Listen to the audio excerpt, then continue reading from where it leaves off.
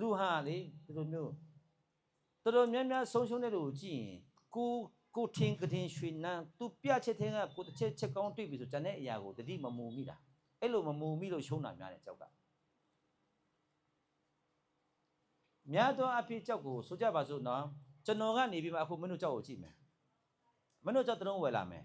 ဝယ်လာကြောက်ကိုဆရာကကြည့်ပေးမယ်ဆရာကြည့်ပေးတဲ့အခါမှာအဲ့ဒါဆရာပတ်စံနဲ့ဝယ်ခဲ့တာမဟုတ်ဘူးရှုံးရှင်ရှုံးမြတ်ချင်မြတ်ဆရာအတွက်ဘာမှထိခိုက်မှုမရှိဘူးဆိုတဲ့သဘောတဘာကိုနဲ့မပတ်တဲ့ဥဖြစ်နေအဲ့ကြောက်က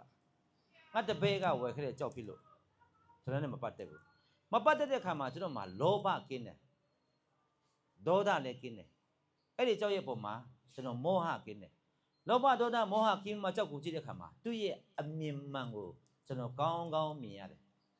လောဘဒေါသမကင်းမနဲ့ကြည့်ပြီဆိုရင်မင်းအဲ့ဒီမှာဝါပြီဆိုကြပါစို့ကြောက်တစ်ခုကိုကျွန်တော်ရဲ့ကြောက်အခုမင်းရဲ့ကြောက်ကိုကျွန်တော်တုတ်တက်တဲ့အခါမှာဆိုရင်ကောင်းကောင်းငါတပည့်ကြီးဒီကြောက်ကဘယ်လိုမျိုးဆိုအတိအကျပြောနိုင်တယ်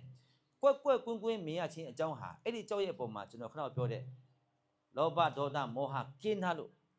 အဲ့လိုမဟုတ်ဘဲနဲ့အဲ့ကြောက်ပေါ်မှာကျွန်တော်ရဲ့ကြောက်ဆိုတဲ့ကိုဒီကြောက်ဖြစ်လာရင်ဆိုတဲ့လောဘစိတ်ဟာကျွန်တော်ကိုအများကြီးကျွန်တော်ရဲ့အသိပညာကိုမျက်လုံးကိုအများကြီးဝါသွားစေပြီကြောက်ကကွာကိုထင်လို့မဖြစ်ရချင်းလားဆိုမှသူ့ပေါ်မှာအများကြီးစိတ်ဆိုရင်တဘောကဒါ